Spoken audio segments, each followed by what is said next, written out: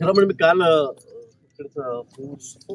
मोहिते पाटील साहेबांकडे आलेलो होतो, पुण्याला होतो, नंतर त्यांच्याकडे आलो आणि आज मुद्दामून भेटायला महाराजांना मी आलो. खरं म्हणजे महाराजांचे माझे संबंध अतिशय जुने आहेत, म्हणजे कॉलेज पासून आहेत. त्यामुळे नेहमी आमच्या बाहेर शिक्षी पुण्यात असते. आज निवडणुका लागलेल्या आहेत, लोकसभेच्या गुल वाजलेला आहे, आचारसंहिता लागलेली आहे.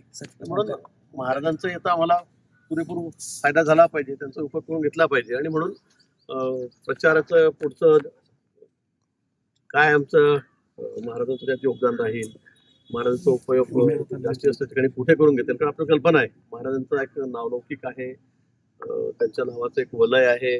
म्हणून त्याचा जास्तीत जास्त मतदानासाठी प्रचारासाठी कसा उपयोग करता येईल यावरही मी त्या ठिकाणी चर्चा केली.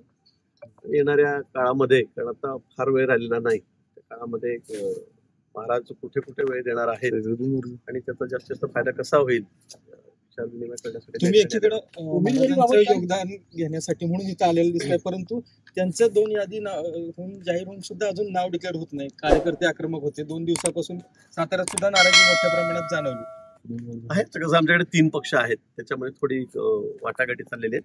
पण निश्चित महाराजांबद्दल तर काय त्यांचं तिकीट मागण्याची गरजच नाही. खरं म्हणजे पक्षाची गरज आहे, पक्षाची गरज नाकारण्याचा प्रश्नच नाहीये कुठे. महाराजांचं तिकीट नाकारण्याचा विषयच नाहीये. महाराजांना तिकीट मागण्याची गरज नाही. खरं म्हणजे तिथे आमची गरज आहे. पण मला वाटतं की 3 पक्षामध्ये थोडी पश्चिम महाराष्ट्रात जास्त ताणाताणी सुरू झालेली आहे आणि त्यामुळे वाटाघाटीमध्ये थोडस आता चर्चा सुरू आहे.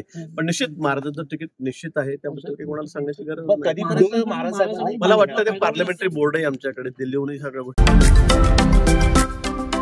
महाराष्ट्रातील महत्त्वाच्या व ताज्या घडामोडी जाणून घेण्यासाठी आजच आमच्या सूर्या मराठी न्यूज चॅनलला सबस्क्राईब करा आणि बेल आयकॉन प्रेस करा.